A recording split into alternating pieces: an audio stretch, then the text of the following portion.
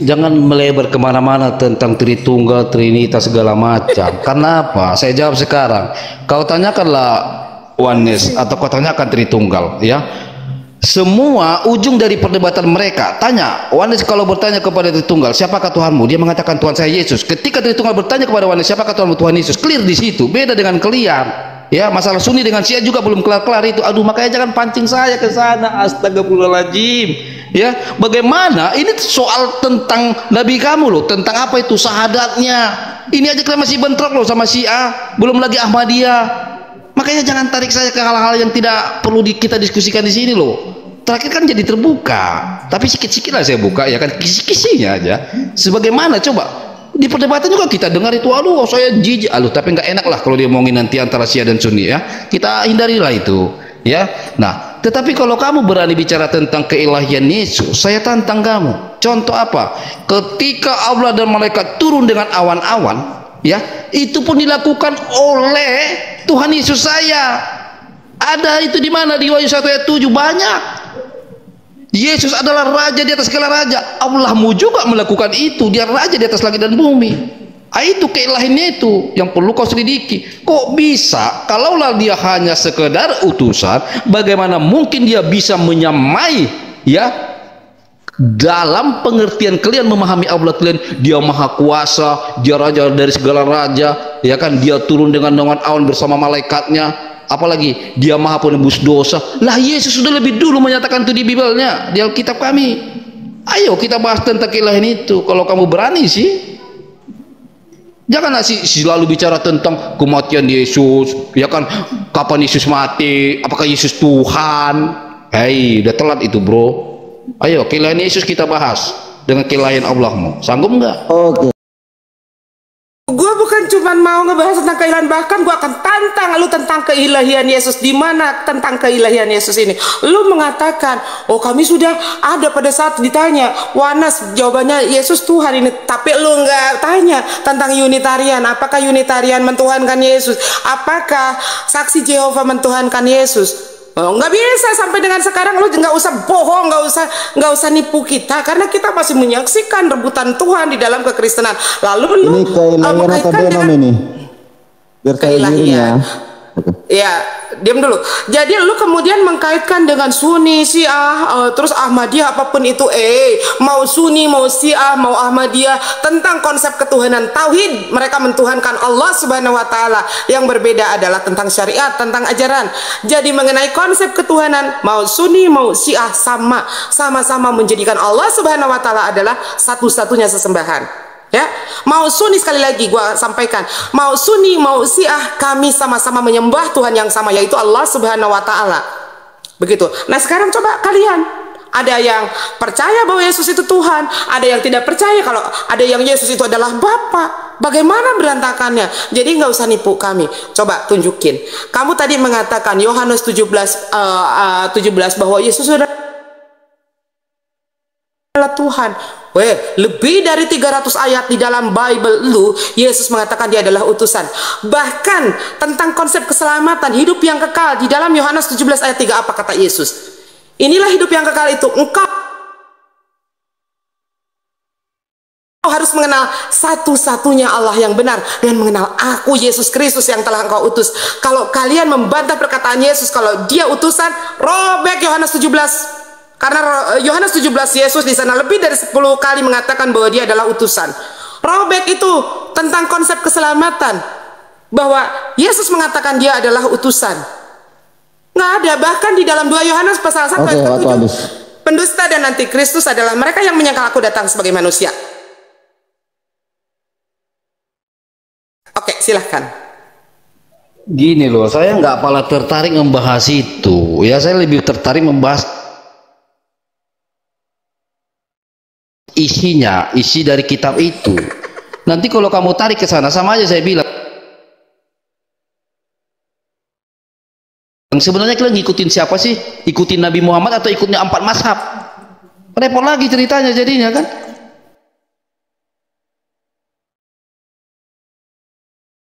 Katanya ngikut Nabi Muhammad, tetapi yang kalian ikuti 4 mazhab. Dan kemudian disusul lagi dengan tafsir yang ini beda, tafsir yang itu beda. Panjang ceritanya, nggak perlulah itu kita komentarin ya, nggak masuk ya.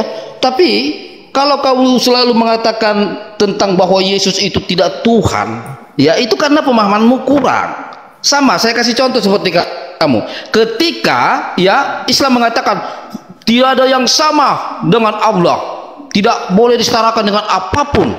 Faktanya apa? Kalau kita baca di Kes Ar-Rahman ayat 27, Allahmu punya wajah. Kalau kita baca di Al-Kalam 42, Allahmu punya betis. Kalau kita baca di Al-An-Nur 45, Allahmu punya kaki. Kalau bicara konsepnya, ya, kalau benar Allah kau itu esa atau tidak boleh disetarakan dengan apapun. Faktanya boleh dong kalau ibarat saya bodoh-bodohin diri saya dengan mengatakan ya kan, oh ternyata Allah SWT adalah makhluk. Apa alasannya haleluya? Karena dia punya wajah. Apalagi alasannya? Karena dia punya betis. Apalagi alasannya? Karena dia punya kaki. Tetapi nggak mungkin. Pasti kamu sanggah. Artinya apa? Maka kalau berbicara tentang ketuhanan Yesus itu kamu harus cerdas. Ya, sekalipun kamu berteriak-teriak nanti mengatakan bahwa Allah itu ada apa itu bahasanya? Kamis lihin itu saya lupa itu ya. Tapi faktanya apa? Kok berwajah? Kok ada 99 Allah gitu loh. Ya, ujung-ujungnya apa nanti? Ketafsir juga toh. Jadi coba diskusi yang ringan aja biar kamu mampu, jangan melebar. Kasihan kamu nanti kalau saya bongkar semua kan. Banyak murtad diam-diam kan gak enak juga. Oke, waktu habis. Saya mau mengingatkan kembali buat teman-teman yang di bawah, bantu-bantu tap-tapnya karena kalian sudah typing yang amburadul, tanggung jawab ya. Kalau mau lanjut diskusi, tap-tapnya dibantu ya. Ini kena dari teman-teman kalian. layarnya minimal 10.000 K ya aman, minimal 10.000 K aman. Tolong di tap-tap supaya ini live-nya kan tidak dihapus. Oke, gua terusin ya. Ini si Haleluya dia udah frustasi dengan kitabnya sendiri ya. Dia mengatakan, wah Allah punya betis, Allah punya muka. Lu tidak paham kalau di kitab lu saja isinya adalah makna-makna perkataan Yesus itu adalah alegoris. Bagaimana kalau gue bertanya pada saat di dalam kitabmu honor honor daripada persundalan saja itu dikuduskan oleh Tuhan. Bagaimana jika di dalam kitabmu saja orang yang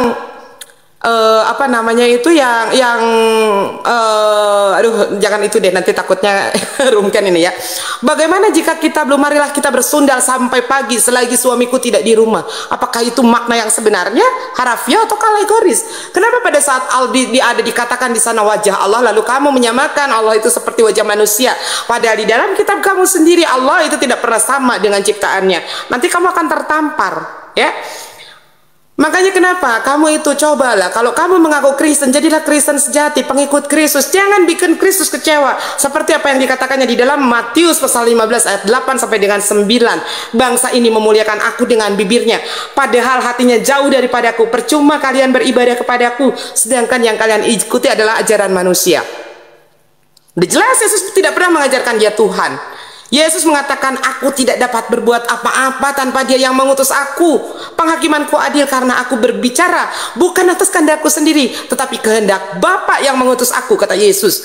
Bagaimana Yesus mengatakan bahwa segala firman yang Bapa sampaikan kepadaku telah aku sampaikan mereka, dan mereka benar-benar mengerti bahwa aku datang daripadamu, dan mereka benar-benar tahu bahwa engkau lah yang telah mengutus aku. Bagaimana saat Yesus menyampaikan di dalam 2 Yohanes pasal 1 ayat ke-7, pendusta dan antikristus itu mereka yang menyangkal aku datang sebagai manusia. Bagaimana Yesus tidak marah pada saat tiba-tiba saja kalian menuduh Yesus mengajarkan tentang dikotomi bahwa gua itu 100% manusia 100% Tuhan, padahal Yesus mengajarkan Sema Israel. Oke, waktu habis. Fokus ke ilahian Yesus tadi ya.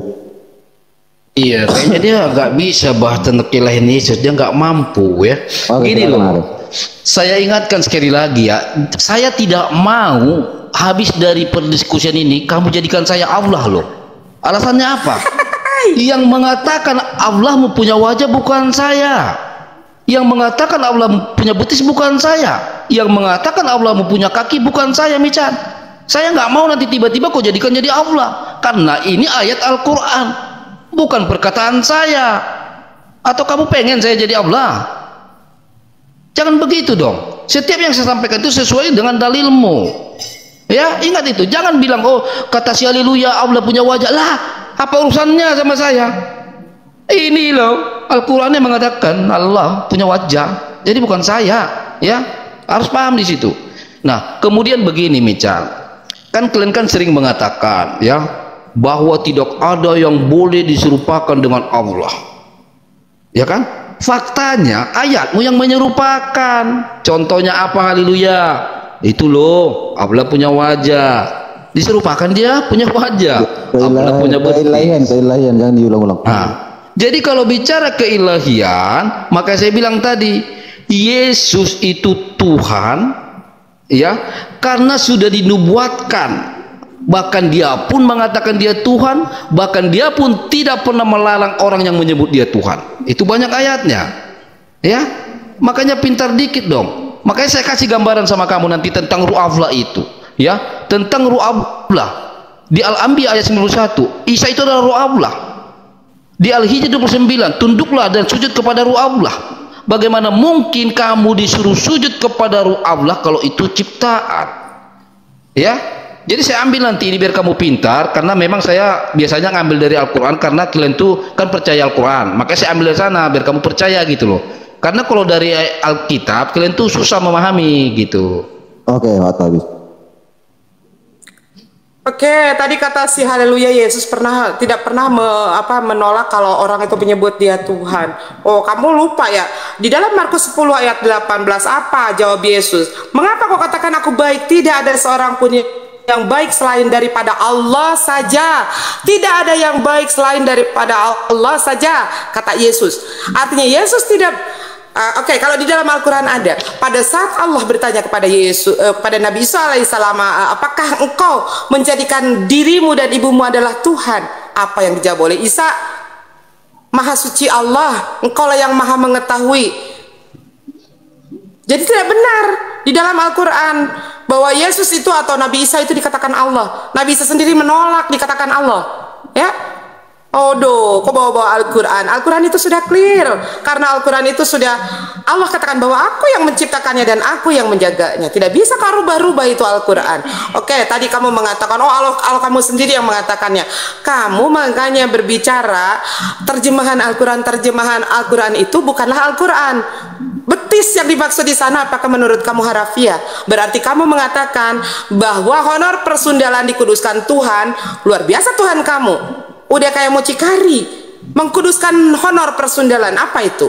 Bagaimana di dalam kitabmu dikatakan mari kita bersundal sampai pagi, mari kita puaskan birahi sampai pagi selagi suamiku tidak di rumah. Apakah itu makna harafiah atau alegoris? Kenapa pada saat kamu menjumpai kata istiwa, sebetulnya bukan betis, bukan wajah, tetapi Allah sedang beristiwa di atas arsnya, kamu menganggap itu adalah sebuah makna harafiah. Sedangkan di dalam kitab kamu yang isinya na'udzubillahi min dalik, ya, na'udzubillah, isinya banyak kalimat-kalimat kotor, kamu mengatakan apakah itu harafiah atau alegoris? Saya tanya, silakan. Apa maksud daripada honor persundalan dikuduskan Tuhan? Waduh, ini melebar lagi nih. Tadi keilahian Yesus, sekarang ini masalah makanya surga. kamu jangan, makanya kamu jadi nggak apa-apa Mical. Nggak apa-apa Mical. Nggak apa-apa. Iya, jadi gini. Silakan. Kalau kau bicara tentang ini persundalan, konteksnya surga lagi nih nanti jadinya. iya, makanya malu bukannya apa, aku supaya mengingatkan kalian aja nanti supaya jangan terlalu. Ya itu kemampuan dia mau gimana kita bikin. Bukan masalah kemampuan, gua akan mengikuti apa yang disampaikan.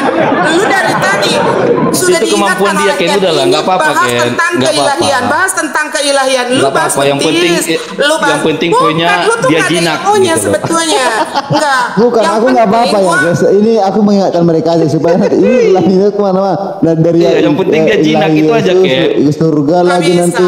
Makanya nggak apa-apa, Ken. Tadi itu kemampuan dia, nggak apa-apa, Ken. Kita bahas keilahian, tapi lu bahas tentang betis Allah, wajah Allah. Ya gue juga akan bahas makna alegoris dong. Kenapa gua nggak boleh? Silakan. Ayo. Oke, jadi gini loh. Kalau bicara kamu tadi tentang persundalan, keilahian Yesus, di ayat oh, udah takut kamu ya tentang itu. Yesus. Bukan takut. Padahal tadi barusan saya mau buka. Ditegur. Silahkan. Lu mau bahas Soalnya apa? Gue ikutin. hampir saya tadi buka apa tuh? Karena tadi An-Nisa 4 ayat 5 sebetulnya tuh. tantangan gua ini Serius? tantangan gua tentang seperti apa yang lu bilang. Gua lu berbicara tentang keilahian Yesus, tapi lu lari kemana-mana. Gue ikutin. Belaan Ambil Yesus tapi lari. lari ke apa kamu bawa tadi? Nanti ditanggapi Iya, lagi. ke persundalan. Aku pula kau salahkan. Nah makanya lu ikutin apa omongan gua yang gua tantang. Lah, karena itu kalau saya ikutin lari lagi ke persundalan. Nah lu sendiri lari ke betis Allah. Ngapain coba? Geblak lu. Kata dulu, Justru kalau saya ikutin kemauanmu, maka lari lagi ke persundalan. gitu kak. Gimana sih? Gua tantang lu berbicara tentang keilahian Yesus, lu lari lagi berbicara tentang keanisa. Gimana di dalam Al-Quran ada membahas tentang bahwa Yesus itu ilahi? Gue yang gua tantang tentang keilahian Yesus. Ayo, gimana tunjukkan ilahinya Yesus? Oke. Kalau bicara tentang keilahian, tentang Isa, ya, tidak mungkin seorang ciptaan itu bisa mengatur sang pencipta. Apa ayatnya? Haleluya. Buka di Al-Maidah ayat 117. Ya. Apa dikatakan Isa kepadanya? Sekarang kamulah yang mengawasi mereka. Bayangkan, kalau dia seorang ciptaan, bagaimana mungkin dia bisa mengatur sang pencipta itu dengan mengatakan, ketika saya naik ke langit, sekarang Allah kamulah yang mengawasi mereka. Berarti sebelum Isa itu naik ke atas, ke langit sana, berarti selama ini dia yang mengawasi dunia dan langit ini. Faktanya apa? Ada ayat itu di Al-Maidah 117. Ketika dia terangkat ke langit, lalu dia mengatakan, menyampaikan pesan kepada Allah, sekarang saatnya kamulah yang mengawasi mereka. Makanya bicara keilahian itu harus paham.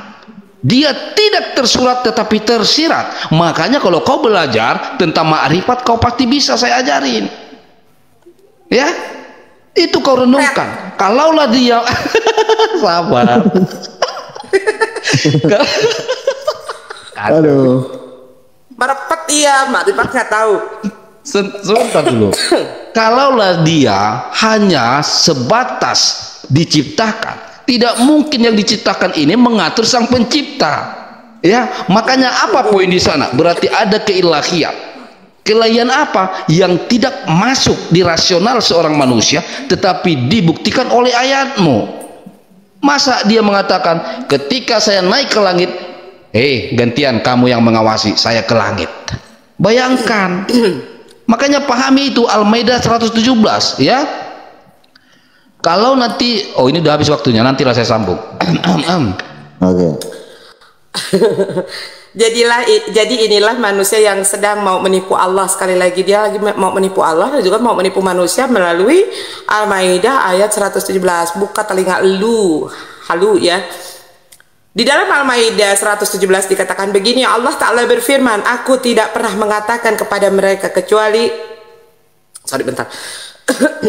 Aku ulang, Allah berfirman, aku tidak pernah mengatakan kepada mereka, ini Isa loh yang mengatakan. Pada saat Allah bertanya tentang tadi, apakah engkau menjadikan dirimu dan ibumu adalah bagian daripada Tuhan? Ini jawab Isa, aku tidak pernah mengatakan kepada mereka kecuali apa yang engkau perintahkan kepadamu untuk mengatakannya, yaitu sembahlah Allah Tuhanku dan Tuhanmu, dan adalah aku menjadi saksi terhadap mereka selama aku berada di antara mereka. Maka setelah engkau wafatkan aku, engkaulah yang mengawasi mereka, dan engkau adalah maha menyaksikan atas sesuatu yang terjadi. Ya, jadi Isa berkata pada saat itu, pada saat ditanya oleh Allah, apakah benar engkau ini menyatakan bahwa engkau dan ibumu adalah bagian daripada Tuhan, bagian daripada Allah? Kata Isa apa? Wahai Tuhanku, aku tidak pernah mengatakan kepada mereka kecuali apa yang engkau wahyukan kepadaku dan engkau perintahkan kepadaku untuk menyampaikannya, yaitu mengesahkanmu dalam tauhid dan ibadah. Dan aku terhadap apa yang mereka perbuat ketika aku masih berada di tengah mereka, aku menjadi saksi atas mereka dan perbuatan-perbuatan dan ucapan-ucapan mereka. Ketika engkau sempurnakan ajalku di muka bumi ini dan engkau angkat aku ke langit dalam keadaan hidup, engkaulah yang mengawasi rahasia-rahasia batin mereka, dan engkau maha menyaksikan segala sesuatu, tidak ada satupun yang samar atau tersembunyi bagimu baik di bumi maupun di langit. Itu Al-Maidah 117.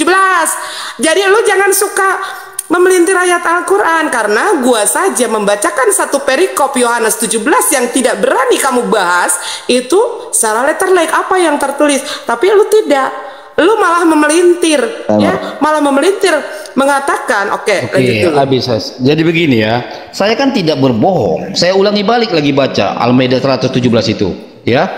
Aku tidak pernah mengatakan kepada mereka kecuali apa yang kau perintahkan kepadaku, yaitu sembahlah Allah Tuhanku dan Tuhanmu, dan adalah aku menjadi saksi terhadap mereka selama aku berada di antara mereka. Saya ulangin, selama aku berada di antara mereka, maka setelah engkau wafatkan aku, engkaulah yang mengawasi mereka.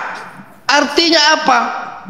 Ketika dia belum wafat, dialah yang mengawasi. Bagaimana mungkin ya ciptaan ini bisa mengawasi, mengganti posisi sang pencipta itu? Makanya saya bilang tadi harus pintar makrifat. Maka ada di Ali Imran ayat 7 dikatakan di sana ada ayat-ayat mutasabihat. Artinya apa? Hanya Allah yang tahu. Ini yang harus kalian pecahkan. Oke? Nah, kemudian saya bantu lagi kamu. Kalau kamu baca An-Nisa, mana ini? An-Nisa 172, maka dikatakan sana sembahlah Allah dan Isa. Ini yang harus kalian pecahkan. Kok bisa ya? Kalaulah memang dia hanya sekedar diciptakan, kok bisa dia setarakan dirinya dengan sang pencipta itu? Di An-Nisa 172 sembahlah Allah dan Isa. Clear ini.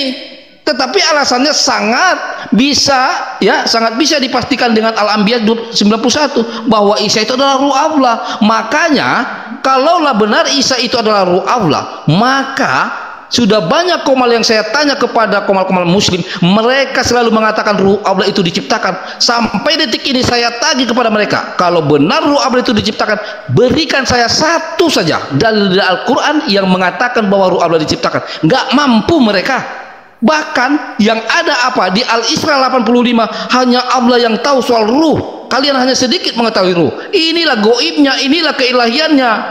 Oke, kita lanjutkan lagi. Ada lagi ayatnya. Oke, ayat yang dipelintir oleh si Halu ya, bahwa mengatakan bahwa Isa ini adalah ruh Allah. Padahal apa yang ada di dalam Al-Quran, pada saat malaikat Jibril datang menjumpai Maryam dengan rupa wujud manusia yang sempurna, dia menyampaikan apa yang Allah sampaikan, bahwa kelak dia akan mengandung seorang anak yang kelak kemudian akan diberikan nama Isa ibnu Maryam, yang diciptakan melalui kalimatullah dan dihembuskan ruh Allah kepadanya. Jadi Isa ini hidup karena dihembuskan ruh Allah kepadanya. Lu juga hidup dihembuskan karena lu ditiupkan ruh Allah kepadanya. Gua juga ditiupkan ruh Allah. Makhluk yang namanya makhluk itu adalah sesuatu yang hidup, itu sudah pasti ditiupkan ruh Allah kepadanya. Ya. Kemudian tadi di dalam Al-Maidah 117 lagi-lagi si haleluya mau menipu Allah dan menipu manusia, padahal isi yang benar, aku tidak pernah mengatakan kepada mereka kecuali apa yang kau perintahkan kepadaku mengatakannya, yaitu sembahlah Allah Tuhanku dan Tuhanmu, dan adalah aku menjadi saksi terhadap mereka selama aku berada di antara mereka. Maka setelah engkau wafatkan aku, engkaulah yang akan mengawasi mereka. Ini senada dengan apa yang ada di dalam Yohanes 17 ayat ke-12. Di dalam Yohanes 17 ayat ke-12 dikatakan, selama aku bersama mereka, aku melihara mereka dalam namamu, yaitu namamu yang telah kau berikan kepadaku. Aku telah menjaga mereka dan tidak ada seorang pun dari mereka yang binasa, selain daripada yang telah ditentukan untuk binasa, supaya genaplah yang tertulis di dalam Bible. Tapi sekarang aku datang kepadamu dan aku mengatakan semuanya sementara aku masih ada di dalam dunia, supaya penuhlah sukacitaku di dalam diri mereka. Aku telah memberikan firmanmu kepada mereka dan dunia membenci mereka. Jadi sama isinya ya, bahwa selama Yesus hidup, mereka itu bersama-sama dengan Yesus. Tapi setelah Yesus mati, Yesus menyerahkan semua itu kepada Bapak di mana Bapak? Jonggol ya. Sama, Yesus juga mengajarkan demikian. Yesus meminta kepada Bapak demikian. Silakan.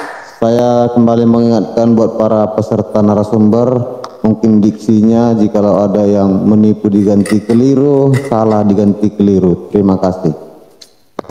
Iya, saya lanjut ya. Harusnya ketika saya tunjukkan An-Nisa 142 ini, Ken bentar, nggak bisa Ken. Kalau di dalam Al-Quran dituliskan dia telah menipu Allah, harus nggak boleh diganti dengan maksudnya gini, kata-kata lain. Misalnya kalau kita tuduh nanti haleluya penipu, kan lain apanya tanggapan orang lain nanti. Mungkin orang yang ada di dalam Al-Quran seperti itu, kita tidak kata diperbolehkan penipu ini diganti dengan keliru. gitu aja. Nggak Kata boleh. penipu diganti keliru. Al-Quran gitu tidak aja. boleh dirubah-rubah oleh manusia. Kalau di dalam Al-Quran dikatakan penipu, ya kita harus sampaikan penipu. Nggak boleh, Ken. Al-Quran tidak boleh dirubah-rubah kalimatnya. Silakan. Iya, Ya, jadi supaya begini. tenang-tenang aja kalian berdiskusi itu mas, itu tujuan saya. Oke, Jadi silakan. gini loh Michan, ketika kamu selalu mengungkit saya ini penipu, kamu salah lagi. Udah saya bilang, saya nggak mau kau jadikan Allahmu. Di An-Nisa 142 udah dibilang kok. Orang sholat, saya ini nggak sholat, ya. Jadi stop mengatakan saya penipu, oke? Nah, kemudian kita balik lagi ke situ Anissa tentang berapa? Anissa Isa berapa? tadi. Anissa berapa? Astaga. An-Nisa Anissa berapa? 142. Udah saya lanjut. bacakan pun tadi, oke? Udah sampai mana tadi ini? Nah, kemudian saya juga sepakat dengan kamu Michan, ya. Saya tidak mau bahwa yang ada di Al-Quran sesuai ayatnya ditambah-tambahi, dikurang-kurangi. Makanya ketika saya pertanyakan kepada ustadz-ustadz kamu di dalam komal di mana-mana itu, ya, ketika saya bilang tunjukkan satu ayat saja kalau ruh Allah diciptakan, mereka tunjukkan apa? Penciptaan langit dan bumi, ya. Bayangkan, makanya saya marah kepada mereka. Stop. Jangan kamu takwil-takwil yang tidak ada sesuai dengan ayat Al-Quran, karena kamu akan melanggar Ali Imran ayat 7. Karena di sana jelas dikatakan, orang yang mentakwil-takwil yang tidak sesuai dengan ayat, mereka itu golongan tersesat. Ya, makanya mana tahu kamu ada ilmunya Michan, kamu juga boleh bantu mereka. Tunjuk aja, ya, di mana ruh Allah itu diciptakan. Kasih tunjuk saya ayatnya. Karena ini adalah suatu keilahian. Karena tidak ada satu ayat pun yang menguatkan bahwa ruh Allah itu diciptakan. Karena apa? Hakikat ruh itu adalah kekal. Contoh, ketika manusia mati, jasad kembali ke bumi dan ruh tetap kekal. Kembali kepada siapa? Kembali kepada Sang Pencipta. Karena yang dari Allah itu adalah kekal dan itu kembali kepada Allah, yaitu ruh yang kekal itu. Makanya tidak kalian temukan bahwa ruh Allah itu diciptakan, karena itu kekekalan daripada Allah kalian. Itu sangat jelas itu. Makanya saya tagih sampai sekarang tidak ada yang bisa membuktikan itu. Justru dikasih, ini loh haleluya ayatnya. Allah menciptakan semua yang ada di dalam bumi dan langit. Lah, kita bicara ruh, dia bicara tentang langit. Enggak nyambung itu. Ya, makanya saya bilang tadi kalau dibaca An-Nisa 4 ayat 158, ya kan, jelas Isa kembali ke hadirat Allah. Bayangkan, bagaimana mungkin Isa ini bisa kembali ke hadirat Allah kalau dia hanya sejenis manusia ciptaan. Udah ribuan tahun loh dia di langit. Oke, habis. Oke ya, Umi akan menjelaskan nih sama si Halu ya tentang Quran surat Al-Isra yang berbicara tentang ruh tadi ya. Umat Islam itu tidak pernah berbicara melampaui batas seperti apa yang dikatakan oleh Allah. Wahai orang-orang kafir, jangan kalian melampaui batas dalam agamamu. Contohnya kalian mengatakan bahwa Tuhan itu adalah ruh, ya, sehingga mengatakan Ruah HaQodes dianggap ruh, pada Ruah HaQodes adalah angin. Ruh itu adalah nefes, ya. Seperti apa yang ada di dalam kitab Kejadian 1, di sana ada Ruah HaQodes disebut dengan ruh, pada ruah itu adalah angin dan ruh itu adalah nefes. Jadi kalau di dalam Quran surat Al-Isra dikatakan begini, ayat ke-85, dan mereka bertanya kepadamu Muhammad tentang ruh, katakanlah, ini perintah Allah loh, katakanlah ruh itu termasuk urusan Tuhanku, sedangkan kamu diberi pengetahuan hanya sedikit. Betul apa yang tadi kamu sampaikan. Ini asbabul nuzulnya, ketika orang-orang Yahudi bertanya kepada Rasulullah SAW tentang ruh yang dapat menghidupkan jasmani, apa hakikatnya dan apakah dapat dibangkitkan kembali. Nah, ini asbabul nuzulnya. Kemudian Allah memerintahkan kepada Nabi Muhammad SAW untuk menjawab pertanyaan itu dengan mengatakan bahwa masalah ruh adalah urusan Allah. Dialah yang mengetahui segala sesuatu dan dia sendirilah yang menciptakannya. Kata ruh di dalam Al-Quran mempunyai 3 arti. Yang pertama, ruh yang dimaksud di dalam Al-Quran adalah Al-Quran, sebagaimana firman Allah di dalam Quran surat Asy-Syura ayat ke-52, dan demikianlah kami wahyukan kepadamu Muhammad ruh Al-Quran dengan perintah kami. Kemudian pengertian ini sesuai dengan isi ayat ke-82 surah Al-Isra, di mana diterangkan bahwa Al-Quran menjadi penawar dan rahmat bagi orang-orang yang beriman.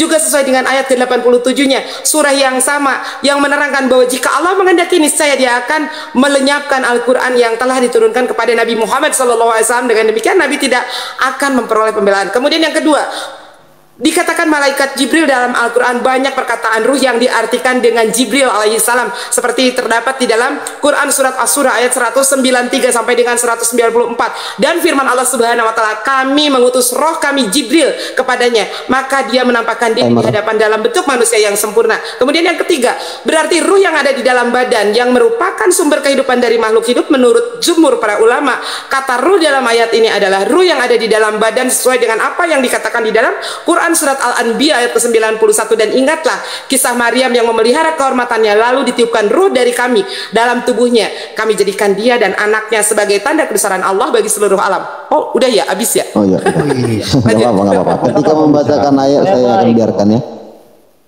Iya, jadi begini ya. Saya bacakan dulu An-Nisa 172. Al-Masih sesekali tidak enggan menjadi hamba bagi Allah, dan tidak pula enggan malaikat-malaikat yang terdekat kepada Allah. Barang siapa yang enggan dari menyembahnya dan tidak menyembuhkan diri, nanti Allah akan mengumpulkan mereka semua kepadanya. Wow, ini keren. Ini sama seperti kalau di Al-Fatihah ayat 6, tunjukilah kami jalan yang lurus, dan terjawab di Al-Zukhruf ayat 61, ternyata Isa adalah jalan yang lurus. Inilah keilahian yang perlu kalian pecahkan. Siapa sebenarnya Isa ini? Nah, kemudian kamu banyak bicara tentang ruh. Harusnya kan kalau kamu itu mau sederhana ya, mau dapat poinnya, langsung kasih tunjuk. Ini loh, haleluya, ayat dalil yang mengatakan bahwa ruh Allah itu diciptakan. Begitu. Kalau ini sama saja kamu asumsi, ngarang, nggak bisa kamu tunjukkan ayatnya. Nah, selagi kamu tidak bisa membuktikan satu dalil pun yang mengatakan bahwa ruh Allah itu diciptakan, berarti kalian berasumsi. Makanya saya bilang tadi, mentakwil-takwil yang tidak ada. Makanya siapa sebenarnya ruh Allah ini? Gitu loh. Kalau memang ruh Allah ini diciptakan, bagaimana mungkin kamu disuruh menyembah ruh Allah itu di Al-Hijr 29? Ingat itu. Dan sangat jelas loh, Isa ini ya, dia adalah ruh Allah tanpa hubungan intim, ya toh. Nah, dan ruh Allah itu kalau memang diciptakan, kalian nggak mampu membuktikan, mana ayatnya? Saya tunggu kalau ada. Kalau ada itu kau tunjukkan ayatnya, sesungguhnya ruh Allah diciptakan, saya akan tarik semua perkataan saya dan saya akan mengatakan, oh sungguh benarlah Al-Quran. Saya akan tepati janji saya. Tetapi kalau kalian tidak bisa membuktikan itu menjadi PR buat kalian. Kenapa sih ruh Allah ini tidak ditemukan bahwa dia diciptakan? Justru yang ada di apa? Al-Isra 85, ruh itu urusan Allah dan kalian hanya sedikit mengetahuinya. Berarti ada apa dengan ruh ini? Itu yang harus kalian renungkan.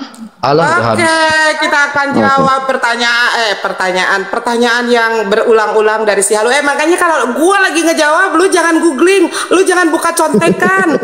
Jadi lu nggak dengar, lu mengatakan bahwa gue asumsi tidak menunjukkan ayat, sementara gue ngomong berbusa-busa dari tadi semua berdasarkan dalil.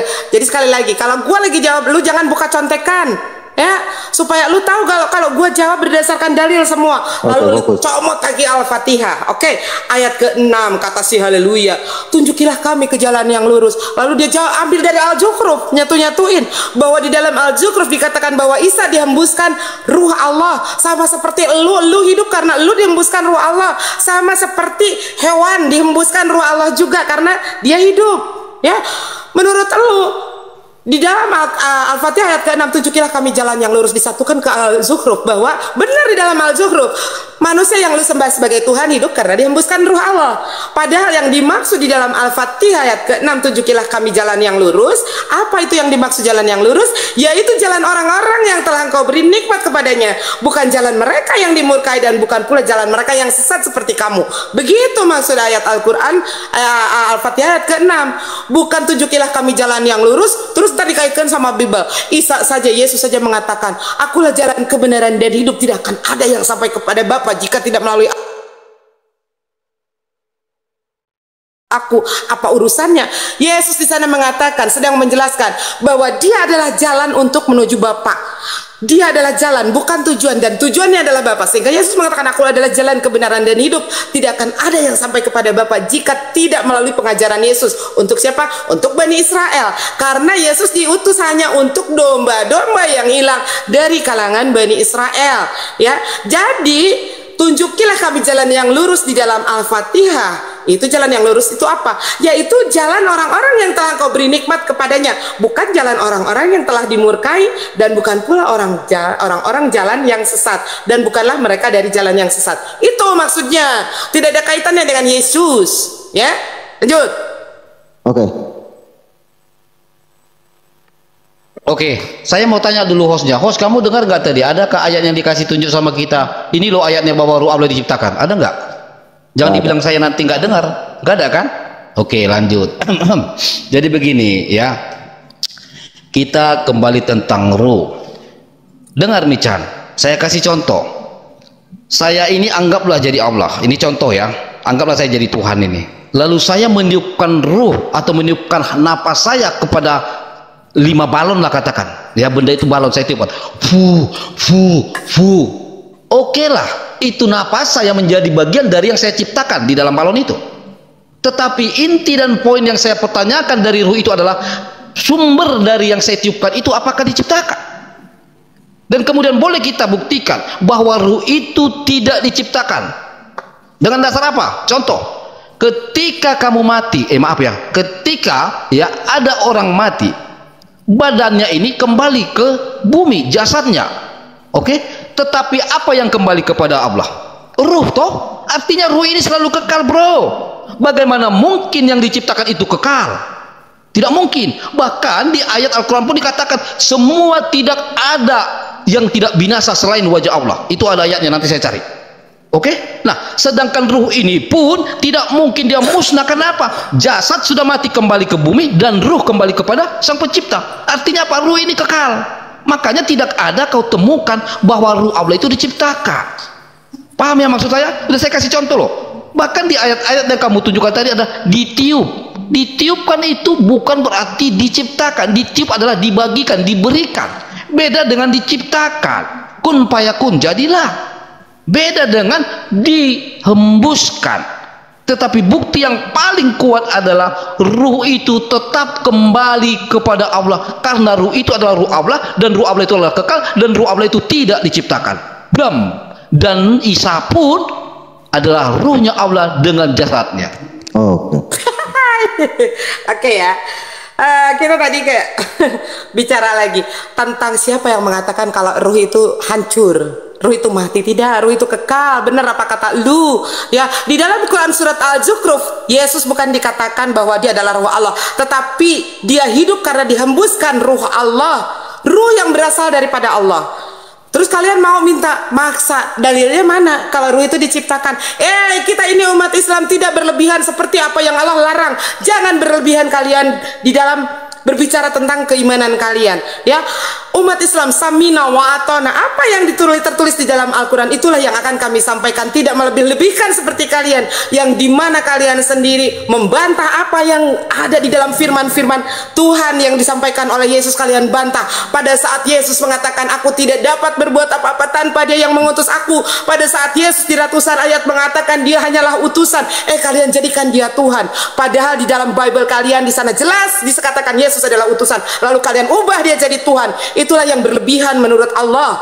Di dalam Al-Quran sudah sangat jelas apa yang dikatakan di dalam tentang ruh tadi, sudah jelas. Dan mereka bertanya kepadamu Muhammad tentang ruh, katakanlah ini perintah Allah, samina wa atana.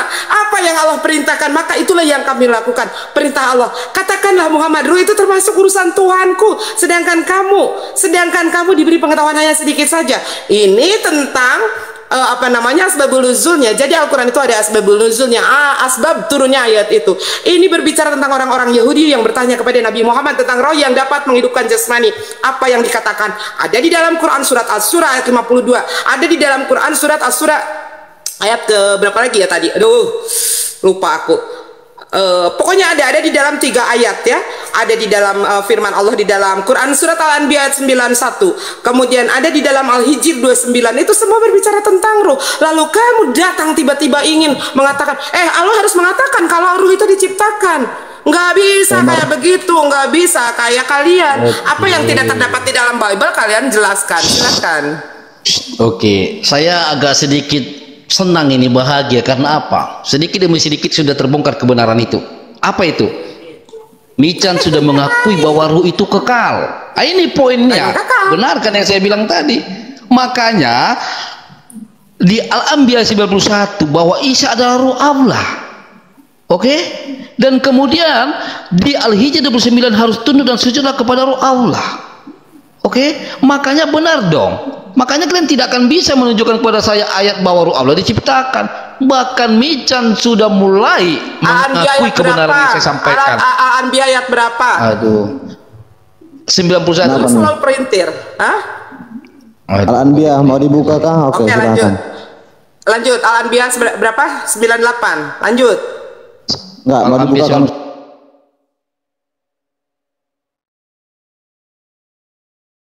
Satu. Dia dibukakan aja dulu.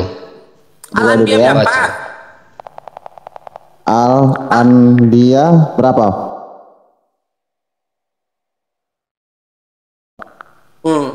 Ayat 91. 91. Baca ya yang benar ya.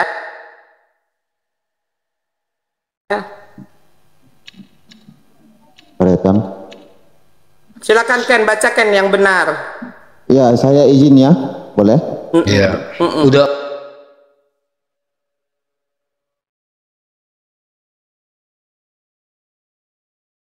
Udah wudu. Ini kan Al-Anbiya ayat 91. Nah, benar kan? Iya. Yes. Iya. Oke, saya Di mana di sana bacakan. dikatakan Yesus ruh Allah? Dan Bacakan. dan buka kurung, ingatlah kisah Maryam, tutup kurung, yang memelihara kehormatannya. Lalu kami tiupkan, buka kurung, roh dari kami ke dalam, buka kurung, tubuhnya. Kami jadikan dia dan anaknya sebagai tanda, buka kurung, kebesaran Allah bagi seluruh alam. Oke. Duar, mana di sana dikatakan Yesus itu adalah ruh Allah? Lah itu ruh Allah gimana sih? Mana? Astagfirullahaladzim, udah Oke, dibaca. gue baca sekali lagi. Gue baca sekali lagi. Dan ingatlah, mana ruh Allah? Dan ingatlah kisah Maryam yang telah memelihara kehormatannya. Lalu kami tiupkan ke dalam tubuhnya. Tiupkan ke dalam tubuhnya ruh dari kami. Dan kami jadikan dia dan anaknya tanda kekuasaan Allah. Yes. Yang besar lagi semesta alam, bagi semesta alam. Jadi Allah menjadikan kekuasaan Allah ini dibuktikan melalui udah saya, giliran Yesus, saya ini. melalui Yesus Oke, dan giliran saya Maria. ini. Oke, lanjut. Giliran saya ini, ya. Jadi Lanjut. sangat jelas, saya nggak ngada-ngada atau bahasa lainnya ngadi-ngadi, ya. Dan ingatlah kisah Maryam yang telah memelihara kehormatannya, lalu kami tiupkan ke dalam tubuhnya ruh dari kami dan kami jadikan dia dan anaknya tanda kekuasaan Allah yang besar bagi semesta alam. Ini yang harus kalian pecahkan. Kok lagi-lagi kalau dia hanya sebatas diciptakan kok bisa begini, gitu loh. Tapi saya paling beruntung malam ini karena kamu sudah mengakui bahwa ruh itu adalah kekal. Ya memang benar. Makanya ruh Allah itu memang kekal. Contoh, kamu ditiupkan Allah ruh, sampailah ruh Allah kepada Mican. Tetapi ketika Mican, ini contoh ya, ketika Mican innalillahi, ruh itu akan kembali lagi kepada Allah. Itulah bukti bahwa ruh Allah itu tidak diciptakan, kekal, karena itu adalah bagian dari Allah, esensi dari Allah. Maka nanti kalau kamu sebenarnya ada ilmunya, kita akan bisa lompat tentang zat, pakai D ya, bukan pakai J, zat, ya. Jadi sangat jelas di sini. Makanya saya bilang tadi, kalau kau baca An-Nisa 159, bahkan ahli kitab pun diperintah beriman kepada Isa. Bayangkan ini. Bukankah manusia itu hanya diajari beriman kepada Sang Maha Pencipta, tetapi di An-Nisa 159 para ahli kitab pun beriman kepada Isa. Ini yang harus kalian pecahkan. Tetapi sebenarnya gampang kalau kalian berani jujur. Ya, siapakah ruh Allah? Kalau kalian sudah mengakui bahwa ruh Allah itu tidak diciptakan, bahwa jelaslah Isa itu kekal, maka dia kembali ke hadirat Allah itu, kembali kepada Allah di An-Nisa 4 ayat 158. Begitu. Tetapi kelebihan Isa itu daripada manusia adalah dan jasad ruhnya Isa itu sama-sama kembali kepada jati diri Allah itu di An-Nisa 4 ayat 158. Oke. Oke, saya akan buktikan lagi bahwa si haleluya sedang pelantar pelintir ayat Al-Quran. Di dalam Quran surat Al-Anbiya ayat ke-91, dan ingatlah kisah Maryam yang telah memelihara kehormatannya. Lalu kami tiupkan ke dalam tubuhnya ruh dari, di sana ada kata dari. Ruh dari artinya ruh daripada Allah. Ruh yang diberikan Allah dari. Ruh dari kami dan kami jadikan dia anaknya. Ini adalah sebagai tanda kekuasaan Allah yang besar bagi semesta alam, bahwa Allah menunjukkan kekuasaannya. Ditiupkanlah ruh yang datang daripada Allah ini kepada rahim Maria, maka Maria ini mengandung, ya. Jadi dengar ya, pada ayat ini Allah menerangkan kisah Maryam secara ringkas, yaitu bahwa dia adalah seorang perempuan yang memelihara kehormatan dirinya. Maka suatu ketika Allah mengutus malaikat Jibril untuk memberitahukan kepada Maryam bahwa Allah akan meniupkan ruh darinya ke dalam tubuh Maryam sehingga dia akan mengandung. Kemudian Maryam melahirkan Isa alaihissalam tanpa ayah. Nah, oleh karena itu Isa lahir tanpa ayah. Maka Maryam dan Isa lalu menjadi salah satu bukti bagi seluruh isi alam ini tentang kekuasaan dan kemahakuasaan Allah. Kelahiran Isa mengandung bukti dan tanda kekuasaan Allah, sebagaimana halnya Nabi Adam yang dilahirkan ke dunia tanpa ayah dan ibu, sedangkan Isa lahir hanya tanpa ayah. Hal yang membuat heran adalah karena Maria belum pernah mengadakan hubungan apapun dengan laki-laki, baik secara halal maupun perkawinan, apalagi secara tidak halal. Allah menyebutkan ucapan Maria mengenai dirinya sendiri ini seperti apa yang ada di dalam Quran surat Maryam ayat ke-20, tidak pernah ada laki-laki yang menyentuh tubuhmu dan aku bukan seorang penzina. Nah, ini maksudnya. Jadi ini heran kepada si haleluya ini pada saat berbicara tentang Tuhan Yesus itu pengen dianggap sebagai Tuhan, dia menyamakan Yesus bahwa Isa yang ada di dalam Quran itu adalah Yesus. Tetapi di lain hal, pada saat berbicara tentang Yesus adalah utusan, nggak bisa, beda dong. Yesus yang ada di dalam Bible beda dengan Isa yang ada di dalam Al-Quran. Ya, di dalam Al-Quran Isa dilahirkan di bawah pohon kurma. Ya, di dalam Bible Yesus dilahirkan di kandang bebek. Ada. Oke, lanjut. Dengar ya, dengar. Mati lo kena blender. Dengar baik-baik. Adam dia ya. Ya, dengar baik-baik. Saya haleluya tidak pernah menginginkan ada niat menyamakan Bibelmu dengan Al-Quranmu. Tidak ada niat menyamakan Yesus dengan Isamu. Oke? Tetapi dari pembahasan kita ini yang saya tangkap adalah kekhawatiran kalian ketika bicara tentang ruh Allah, takutnya ternyata kalian adalah menyerupai tentang Yesus kami.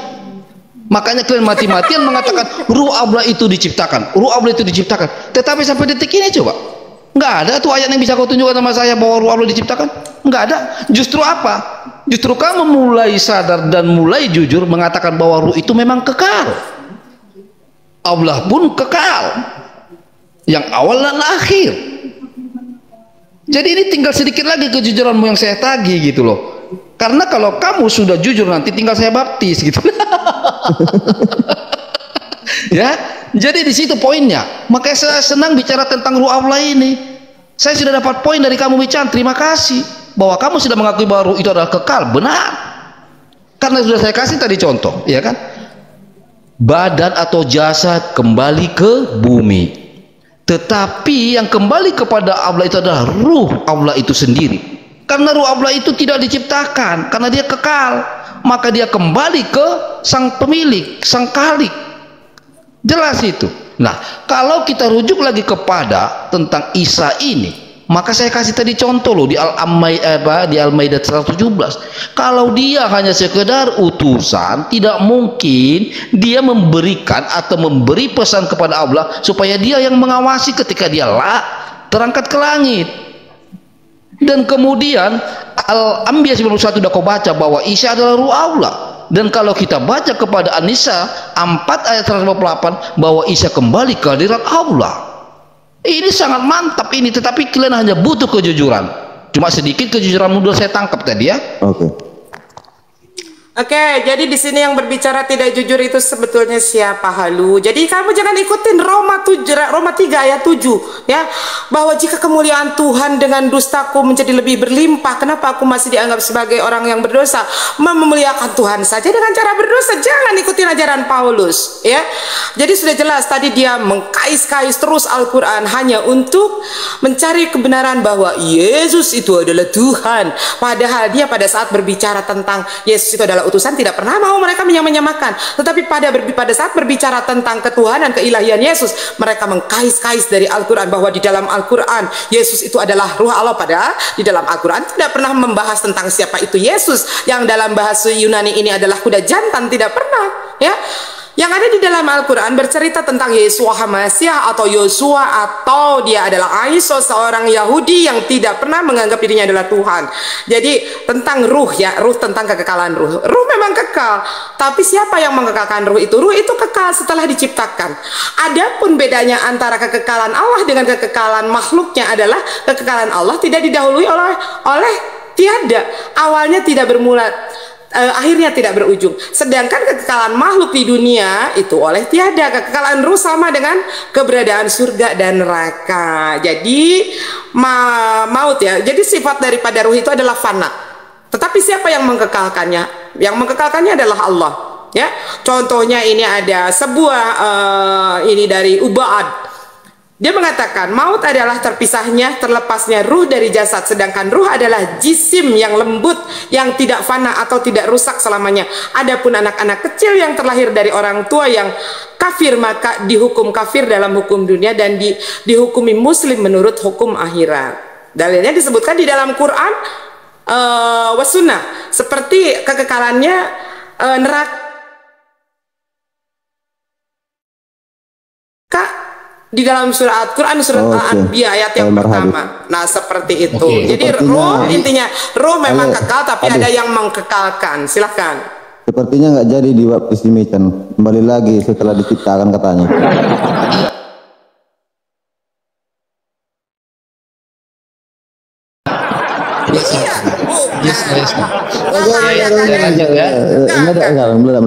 Oke, saya lanjut. Ruh itu diciptakan dari awal, mengatakan ruh itu diciptakan. Makanya kenapa selalu minta ayatnya?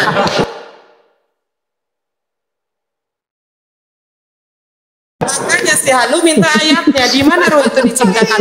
Bagi kami umat Islam, ruh adalah ciptaan Allah. Tadi kau bilang enggak. Ruh itu, ya dengerin, makanya dengerin Ken. Ruh itu kekal, ruh itu kekal, iya. Ruh itu kekal, iya. Tapi ruh itu adalah ciptaan. Ruh adalah ciptaan, tetapi ruh adalah kekal. Makanya kita kembali kepada Allah, itu adalah ruh kita yang kembali kepada Allah. Saya lanjut ya. Heran. Ingat, emang kalau sejak bicara kapan mengatakan ruh bukan ciptaan? Saya lanjut ya. Oke. Jadi kenapa saya lebih mengutip ayat Al-Quran tentang ruh Allah ini? Karena kalau di Kristen sudah jelas kok, Yohanes 4 ayat 24, bahwa Allah adalah ruh, clear di situ. Ya kan? Tetapi yang menjadi persoalan adalah ketika Yohanes 1 ayat 14 bahwa bahwa Yesus adalah firman Allah, ya, menjelma menjadi manusia. Yohanes 1 ayat 14, kok bisa-bisanya ini di Ali Imran 45 bahwa Isa adalah firman Allah. Ini yang saya bilang tadi, bukan saya ingin menyamakan, tetapi ketika kita bahas tentang ruh Allah, kalian khawatir ketahuan ternyata kalian menyamakan. Makanya mati-matian kalian mengatakan ruh diciptakan. Dan kamu tadi sudah mengatakan bahwa ruh Allah itu kekal. Masa yang kekal ini diciptakan? Sudah kasih contoh ketika jasad kembali ke bumi, yang kembali kepada Allah itu adalah ruh. Karena itulah yang kekal, karena itu hak milik Allah itu sendiri. Tetapi kamu ngotot tiba-tiba jungkir balik mengatakan bahwa ruh itu diciptakan. Kalau begitu tunjukkan saja ayatnya. Di mana ayat mengatakan bahwa Allah diciptakan? Jangan kamu katakan ya bahwa kami mengakui bahwa ruh itu diciptakan. Jangan kata kami, tetapi sesuai dalil. Karena saya lebih percaya Al-Quran daripada pengakuan kalian sesuai asumsi. Saya tidak mau itu. Jelaskan dong, tunjuk. Oh ini loh haleluya ayatnya. Sesungguhnya ruh Allah itu diciptakan. Selesai. Saya pun oh iya ya. Saya akan terima dengan logowo. Gitu loh. Ya, nah kemudian masalah ruh Allah ini sangat jelas kok. Al-Hijr 29, tunduk dan sujudlah kepada ruh Allah itu. Jadi nggak mungkin lah kalau ruh itu diciptakan. Tapi oke, nggak apa-apa, saya tantang kamu. Ya, tunjukkan aja ayatnya, biar selesai diskusi kita kalau memang ruh Allah diciptakan. Ayo, saya tunggu. Tadi sudah kamu bilang kekal, sekarang kamu rubah. Silakan Kak. Oke, ya. Tadi udah gue bilang, berapa kali gue bilang, ruh itu kekal setelah diciptakan. Ruh itu kekal setelah diciptakan. Ruh itu sifatnya fana. Dia akan fana, tahu fana? Fana tahu. Ruh itu sifatnya rusak, tapi dia akan menjadi kekal setelah diciptakan. Berarti ada yang mengekalkan ruh itu. Ya, tadi apa yang aku bilang, maut adalah terpisahnya, terlepasnya ruh dari jasad, sedangkan ruh adalah jisim yang lembut yang tidak fana atau tidak rusak selamanya. Adapun anak-anak kecil yang terahir dari orang tua yang kafir, maka dihukumi kafir dalam hukum dunia dan dihukumi muslim menurut hukum akhirat. Udah jelas ya. Al-Zukhruf ayat 47 di sana sudah dijelaskan. Kamu mengatakan tadi di mana ruh diciptakan loh? Tadi tentang penciptaan Isa itu di sana dikatakan dan ditiupkanlah ruh dari kami, dari Allah. Ditiupkanlah ruh dari Allah, bukan ruh Allah. Ruh dari Allah, baca lagi. Ruh dari Allah artinya ruh yang diciptakan oleh Allah. Mau berapa kali lu jawaban yang sama? Dan gua akan tetap konsisten dengan ayat Al-Quran bahwa ruh adalah ciptaan Allah. Makanya kenapa pada saat penciptaan Isa maka ditiupkanlah ruh dari kami, kata Allah, ruh dari Allah, ruh yang diciptakan oleh Allah. Sekarang kamu, kalau kamu mau tahu silakan dibaca di dalam Zakaria. Di sana ruh juga diciptakan. Ayo baca di dalam Zakaria. Zakaria nanti ya, oke, disimpan. Lanjut, masih ada kak waktunya kak? Reset kah? Apa gimana, masih ada? Oke. Iya, Ya, kita itu kan nambah waktunya tuh. Oke. Jadi di dalam Bible kalian saja ruh dikatakan diciptakan. Silakan buka di dalam Zakaria, ya. Di dalam Zakaria 12 ayat pertama, inilah firman Tuhan mengenai Israel, firman Tuhan yang membentangkan langit, meletakkan dasar bumi. Silahkan nanti kamu baca saja, atau pokoknya silahkan kamu baca di dalam Zakaria bahwa di sana dikatakan ruh adalah ciptaan. Lanjut. Timer. Udah. Ya silakan Halil. Aku sambil nyari ayat nanti ya. Jadi begini ya, tiba-tiba kamu tadi mengatakan ruh itu kekal. Ya saya lemas karena gini loh, kamu tadi mengatakan ruh Allah itu, bahwa ruh itu kekal. Tiba-tiba kamu bilang ruh itu rusak. Lah masa yang rusak kamu kembalikan kepada Allah? Yang benar aja lah Micam. Ini aduh, masa ruh katanya rusak. Masa Allah dikasih yang rusak-rusak, yang benar lah. Kalau sudah kekal itu Micam nggak mungkin rusak.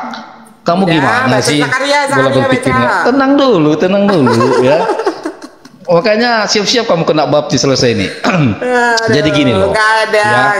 Yang jadi, ada setelah ini banyak. Aduh, kenapa nih? Riset lo, tengok.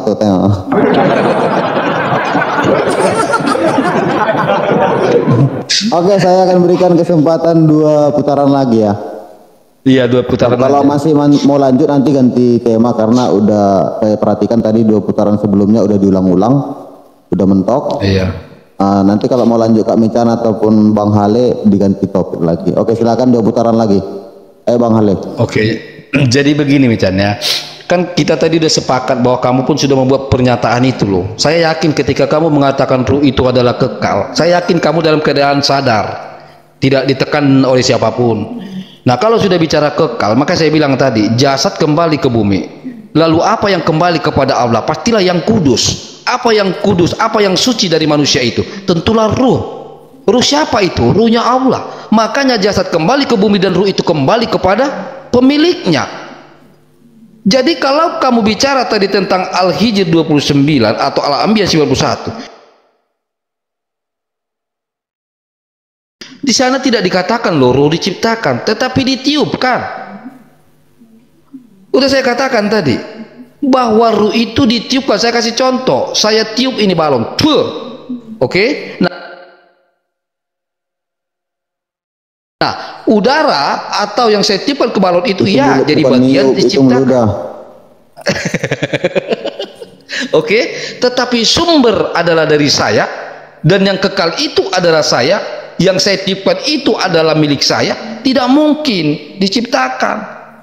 Dan itu fakta, sudah mulai kau jawab tadi bahwa ruh itu kekal.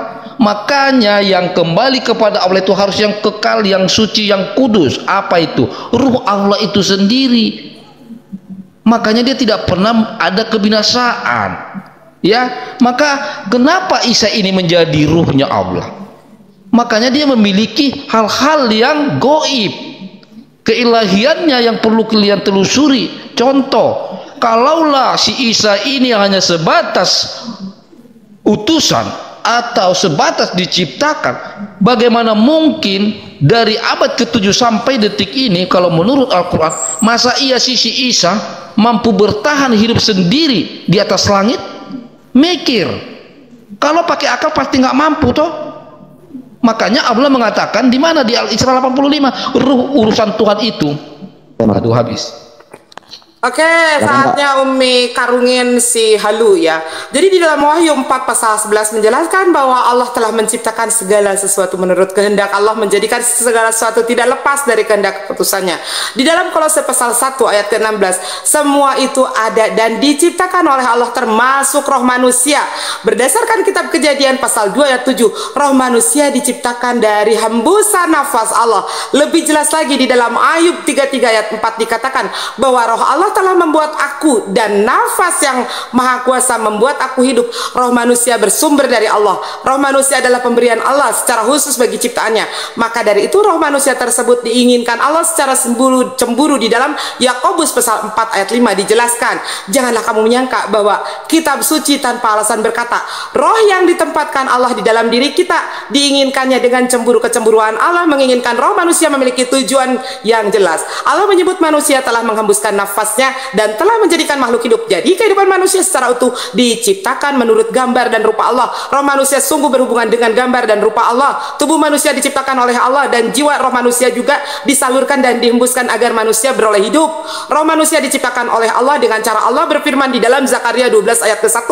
Dengan Allah berfirman menciptakan manusia, maka Allah telah mempersiapkan tubuh, jiwa dan roh. Tubuh itu bahannya dari debu tanah, sedangkan jiwa dan roh diberikan Allah pada manusia dengan cara dihembuskan atas dasar Allah terlebih dahulu sudah berfirman dalam kitab Kejadian pasal 2 ayat ke-7 yang mengatakan bahwa Tuhanlah yang menghembuskan nafas hidup itu ke dalam hidung manusia saat Tuhan menciptakan manusia yang pertama. Jadi Nabi Zakaria berkata bahwa roh manusia diciptakan oleh Allah dan telah diletakkan di dalam diri manusia. Di dalam Zakaria 12 ayat pertama bunyinya ucapan ilahi firman Tuhan tentang Israel. Demikianlah firman Tuhan yang membentangkan langit, yang meletakkan dasar bumi dan menciptakan ruh dalam diri manusia. Kata roh dalam ayat ini diterjemahkan dalam kata ruah, ya, yaitu kata yang sama diterjemahkan sebagai ruh di dalam kitab Kejadian pasal 1 ayat 1 dan nafas di dalam Mazmur 33 ayat 6. Oke, lanjut. Oke, satu putaran lagi ya. Tetap semangat lagi ya. Nanti Oke, jadi gini dong. Oke. Nanti kita Jadi buat tadi masih lanjut ataupun closing ya. Ini satu putaran lagi jadi, ya. Oke, jadi tadi saya sudah sempat loh. Saya berikhtiar kalau benar bahwa roh Allah itu diciptakan yang dibacakan oleh si Mican ini dari Bible, saya akan asyhadu anna. Serius. Tetapi ketika dia bilang ruh manusia, saya ketawa gitu loh. Karena apa? Lah sebelum kau bacakan tentang ruh manusia itu, kita dari tadi bahas itu. Bahkan saya kasih contoh kamu, ya kan? Contoh, kamu Mican, saya tiupkan, gitu ya, itu meludah ya. Saya tiupkan, ya kan? Maka saya bilang, ruh di dalam tubuh kamu itu sudah bagian yang diciptakan karena tubuhmu khusus ciptakan.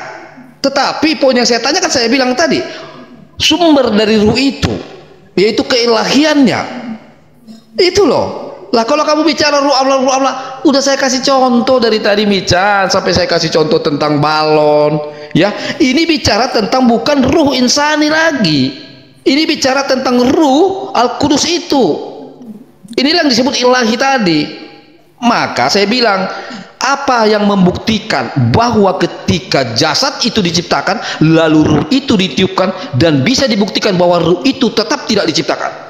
Apa buktinya? Saya ulang kembali, jasad kembali ke bumi, jasad kembali ke tanah, tetapi ruh itu kembali kepada sang pemilik. Clear di situ. Masa itu aja kau nggak paham? Padahal saya udah mulai bangga. Mak, benar nggak dia baru Allah diciptakan di Bible? Kalau ada ini saya syahadat di serius, tapi tidak ada. Nah, jadi sekarang gini aja, kalau kamu masih ngotot mengatakan bahwa ruh Allah itu diciptakan, ya, atau ruh itu diciptakan, udah deh, kasih tunjuk saya satu aja ayatnya, ya, karena melebar sana sini nggak ada juga bisa ke pembuktian gitu loh, ya. Saya tunggulah kalau ada, kalau nggak ada ya akuilah Isa itu adalah inkarnasi daripada Allah gitu loh. Oke, Oke. jadi inilah pembuktian bahwa si haleluya terguncang dengan ayat-ayat di dalam Bible-nya. Selain dari Yohanes 17 yang dimana Yesus mengatakan dia hanya utusan, dia hanya berdoa untuk murid-muridnya. Dia bukan hanya dia yang menjadi satu dengan Bapa, bukan hanya dia yang berasal dari sorga. Kemudian di dalam Zakaria 12:21, kemudian di dalam kitab Ulangan juga dikatakan bahwa ruh adalah ciptaan, apalagi di dalam Al-Quran.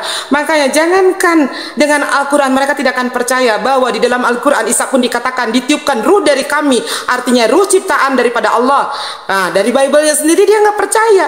Padahal tadi Umi 2 menit satu putaran membacakan ayat tentang bahwa di dalam Bible dia ruh saja dikatakan ciptakan, dia masih menolak. Inilah penyangkalan-penyangkalan yang datangnya dari umat Kristen. Makanya tadi kenapa umat Islam selalu berbicara samina wa atona, apa yang tertulis berdasarkan firman Tuhan itulah yang disampaikan.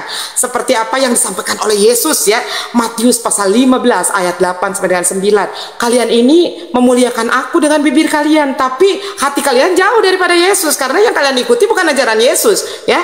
Ini yang ada di dalam Bible kalian. Nah, begitu itu adalah kekecewaan Yesus. Jadi jangan salah ya, apa yang menjadi pengajaran Yesus, apa yang ada di dalam Bible itu juga sama. Ternyata ruh itu adalah diciptakan ya, bahwa Yesus juga diciptakan, ditiupkan ruh dari Allah di dalam Al-Quran ya. Jadi sekarang si haleluya sudah kehilangan energi ya. Kalau misalkan ya, gue cukup berterima kasih juga dengan apa yang penyampaian haleluya pada saat ini. Insya Allah orang-orang yang akan mencari kebenaran, orang-orang Kristen yang akan mencari kebenaran akan teruji di sini. Apa yang dikatakan si haleluya yang isinya semua adalah bantahan-bantahan terhadap isi Bible-nya.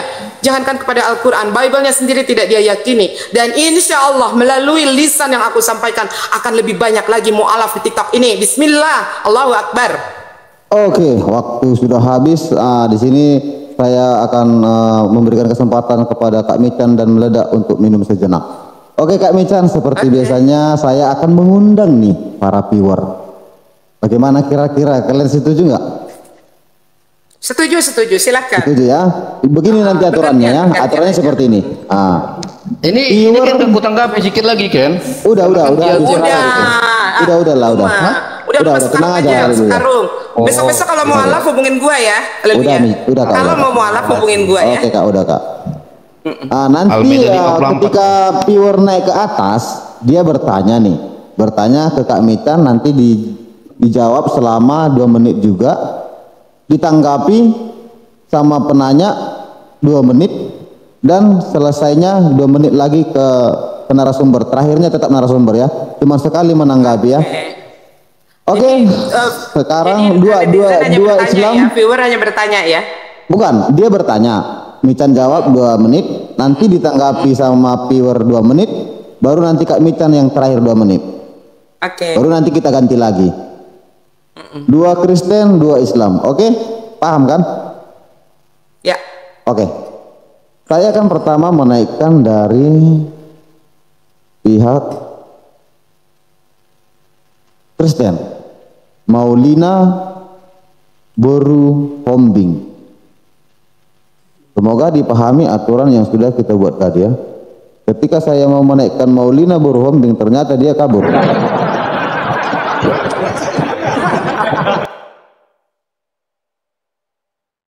Oke, tenang ya guys, yang di atas ini baik-baik orangnya. Kak Michan baik, Bang Hale baik, tapi ketika berdialog memang nampak karakternya. Biasanya gua masih haleluya nggak pernah seakur ini. Ini adalah sesuatu yang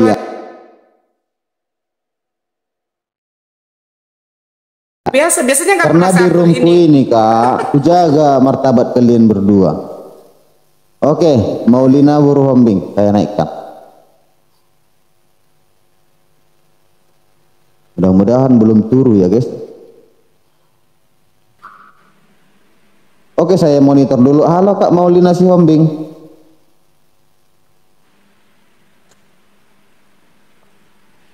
Halo Kakak Mina. Kakak Lina. Kakak Lina monitor. Halo. Aduh guys, kalau bisa dipersiapkan ya, prepare-nya agak bagus dia. Persiapannya bagus ya. Andi J. Tambunan ini orang Kristen kah? Halo Kak, buka mic-nya Kak. Itu dia buka mic dia. Iya, tapi nggak ngomong. Halo? Silakan Maulina. Maulina.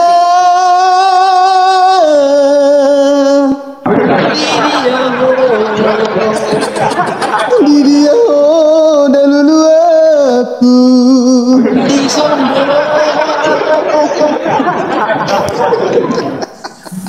Aduh, aku turunin dulu ya. Ditanya. Sampai ku nyanyikan pun lagu Maulina. Lahan kosong ini Kristen apa gimana? Doni Sibarani. Naikkan aja dulu, ntar ditanya di sini. Berarti tinggal nanti di sini dia kalau misalkan Kristen ya udah gue yang jawab. Kalau Islam si meledak yang jawab. Oke, siap Pak. Oke, J. Tambunan. Udah saya naikkan itu Bang J. Tambunan. Oke, Bang Andi J. Tambunan monitor, selamat malam. Suaranya agak diperjelas. Salam. Oke, tadi menyimak ya pastinya, dan saya mau Abang bertanya nanti sesuai tentang keilahian tadi temanya ya, keilahian. Jadi Abang nanti bertanya, jangan panjang kali, nanti langsung dijawab Kak Michan selama 2 menit. Kamu menanggapi 2 menit, Kak Michan menyanggah 2 menit. Oke, silakan. Kalau mengenai tadi aku belum sempat dengar dari awal. Cuma saya mau bertanya di luarnya dari bahasan. Bagaimana kira-kira Kak Michan? Nggak apa-apa, silakan. Ditanyakan. Katanya di Islam itu otak wanita itu separuh. Apakah benar? Kalau benar berarti selama ini Michan ini otak semua asumsi aja otaknya gitu. Kalau boleh diksinya diperbaiki. Saya hampir lupa ya guys. Ketika naik ke atas bertanya dengan rendah hati, diksinya dijaga. Kata otak tadi pemikiran diganti dengan pemikiran. Maksudnya begini Kak Michan. Di Islam itu ada tertulis mungkin hadis apa tentang perempuan, pemikiran dari sama pemikiran cewek dengan pemikiran laki-laki itu tidak sama itu. Jadi mungkin ada kalimat setengah gitu. Silakan Kak Michan ditanggapi, waktunya 2 menit. Ya pertanyaannya gimana tadi tentang otak apakah separuh, itu benar ya? atau tidak? Kalau benar silakan dikasih apanya, dalil ataupun nanti apanya, penjelasannya. Oke, tidak benar. Perkataan itu bukan datang dari ajaran Islam, tetapi dari seorang ulama Arab Saudi yang kemudian dia juga dilarang menyampaikan khutbah kembali setelah memicu kecaman dari dunia, ya, menyusul pendapatnya tentang menyebutkan kalau perempuan itu terlalu bodoh dan menyatakan otaknya hanya separuh. Ternyata kita bisa membuktikan Michan sebagai seorang perempuan bisa mengalahkan berapa banyak laki-laki dan bisa memualafkan berapa banyak umat Kristen. Oke, jadi otak separuh, wanita otaknya separuh di dalam Islam tidak benar, karena itu adalah pendapat seorang syekh ya dari Arab Saudi sana yang kemudian dia dikecam oleh dunia dan tidak diperbolehkan kembali untuk melakukan khutbah, dan terbukti yang namanya Michan sudah bisa memualafkan, yang namanya haleluya tidak bisa memurtadkan. Silahkan. Oke, saya riset ditanggapi 2 menit. Dia berbohong. Kok dia berbohong? Ya silakan, jangan gitu doang, langsung 2 menit. Pertanyaan apa mau ngajak ribut tuh sama gua? Enggak, Kami kan Kamu berbohong, Gitu penipu. loh. Kamu kan bukan Islam sejati. Kok bukan Islam sejati, ini bahlul ya? Tolong dijaga kedewasaan Bang Tambunan. Ini silakan. orang mau tanya mau apa? Udah Kak Michan. Enggak, Ken, tekankan lagi sama dia. Berbicara tentang keilahian, bukan seperti itu. Kelihatan sekali. Dia mengatakan wanita otak separuh, tapi dia manusia laki-laki tidak punya otak. Silahkan. Oke, saya gantikan yang lain. Sekiranya saya harus ingatkan lagi kembali ya. Naik ke atas dengan kerendahan hati guys. Ya, bertanyalah dengan kerendahan hati. Itu kan udah dikasih menanggapi tuh, janganlah kayak gitu. Oke, dijaga diksinya, dijaga lisannya. Marah sih boleh, tapi nggak usah ditunjuk-tunjukkan kali lah. Marah pun harus ada alasannya. Kenapa marah? Apakah karena ketidaktahuan dia marah? Itu pribadi mereka lah itu, Pak. Nggak usah kita bahas. Oke, lanjut. Oke, saya akan naikkan dari pihak Muslim yang namanya Bung Jahri. Ayo guys, kita bisa kok, bisa jadi apa? Dewasa ya, janganlah. Ya teman-teman, contohlah Umi sama si meledak, biasanya nggak pernah akur, malam ini bisa. Ya, malam ini akur ya. Oke, Bung Jahri, monitor, selamat malam. Ya. Oke, selamat malam Bro Ken. Oke, tadi udah menyimak apa diskusi kita? Iya, sudah menyimak dari awal. Bukan dari awal, silakan bertanya, nanti biar dijawab sama Pak Hale ya. Silakan. Ya, oke. Ini berapa pertanyaan, Bro? Sebenarnya Satu banyak. Aja, jangan banyak-banyak. Satu pun nanti kalau dijawab, iya. Alhamdulillah. Iya. Pertama tentang ayat yang dibuat kedua, satu aja Pak. Oh, satu aja ya. Ya gini Bro Hale, singkat saja. Di dalam Islam itu yang kekal banyak, yang dikekalkan dalam arti dikekalkan termasuk surga dan neraka. Jika konsep Bro Hale mengatakan, oh itu kan ruh kekal, nah, surga neraka juga kekal. Apakah dalam pemikiran Bu Hale surga dan neraka juga posisinya Tuhan atau tidak, seperti itu? Oke, ditangkap Pak Hale? Ditangkap. Oke, silakan. Waktu 2 menit. Saya jawab ya. Pertama, yang mengatakan bahwa ruh itu kekal juga adalah saudara kamu. Artinya di sana kan ada kejujuran. Kemudian kalau bicara kekal ya, yang saya bawakan adalah tentang keilahian Sang Pencipta, yaitu Allah. Makanya saya bilang tadi, ketika jasad itu kembali ke bumi, ke tanah, yang kembali kepada Allah itu apa? Ruhnya sendiri yang dia berikan itu. Makanya dia kekal, tidak diciptakan. Contoh seperti yang kita buka tadi di Al-Hijri itu. Makanya saya bilang sama saudara Michan begini loh. Sebenarnya kan di sana dikatakan diciptakan dulu itu benda. Udah diciptakan itu benda baru ditiup. Ya, jadi nggak dibalik-balik itu. Udah jadi ini benda baru ditiup. Begitu. Nah, tetapi kalaupun ada yang masih ngotot mengatakan bahwa ruh Allah itu diciptakan, kita tinggal minta dalilnya aja. Jadi kalau neraka ya itu beda konsepnya, tentang kekal ruh itu adalah bicara ruh Allah itu sendiri, gitu loh. Jadi kamu pun pasti sepakat dong. Karena apa? Memang ruh Allah itu tidak diciptakan, maka dia kembali lagi kepada pemiliknya. Sedangkan jasad apa? Karena dia diciptakan memang jasad ini, maka dia kembali ke tanah. Dia nggak ikut itu kembali kepada Allah. Karena apa? Itu hal-hal kotor. Tetapi yang suci dari kemanusiaan itu apa? Yang dahulunya, yang ditiupkan itu. Apa yang ditiupkan itu dahulunya? Ruh itu. Lalu ketika dia mati, apa yang kembali kepada Allah? Ya ruh Allah itu kembali kepada sang pemiliknya. Makanya saya bilang ruh Allah itu tidak diciptakan. Tetapi kalau masih kalian mampu menyanggah bahwa memang ruh Allah itu diciptakan, kalian tunjuk aja ayatnya sama saya. Begitu Pak. Ya oke. Oke. Di menanggapi 2 menit ya Pak Jahri, silakan Pak Jahri. Oke, terima kasih. Tentang pertanyaan kekekalan surga dan neraka belum ditanggapi. Kembali kepada ruh. Jadi di dalam Al-Hijr yang Bro meledak bawah-bawah bahwa disuruh tunduk patuh pada ruh, disuruh tunduk patuh pada ruh, ternyata ayat itu menceritakan tentang kejadian Nabi Adam yang diciptakan kemudian diturunkan ruh dari Allah. Kemudian malaikat disuruh tunduk patuh sujud kepada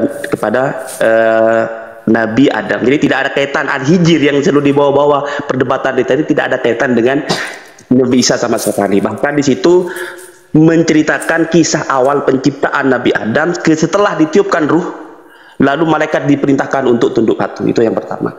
Mengenai tentang ruh Allah, ruh apa? Ciptaan, brother. Jadi begini Bro Hale, Anda jangan sekali-kali menyangka bahwa setiap yang disandangkan ruh Allah di dalam Alkitab ada bait Allah.